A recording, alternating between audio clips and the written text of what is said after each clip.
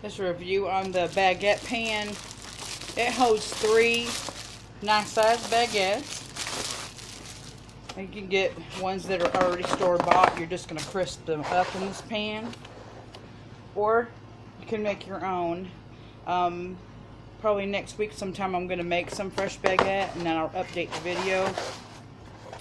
But this is what it looks like. The heat actually goes through those holes to evenly cook that baguette. And it holds, and you can see these baguettes are not wimpy at all. These are nice sized baguettes.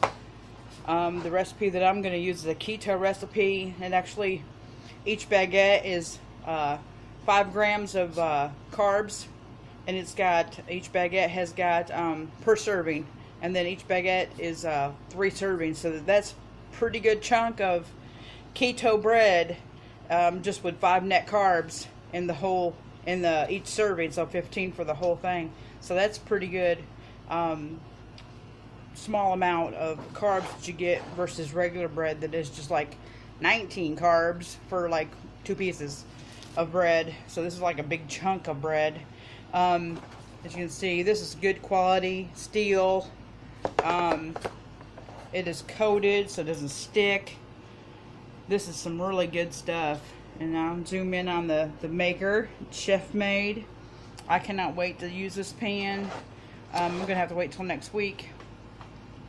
Keto ingredients are expensive, so by any means, you know, if you're on a keto diet, you know, it comes with cost, you know, versus the cheapo bread that you can buy in the freezer department. All right, thank you for tuning in on this baguette bread bake pan. Thank you.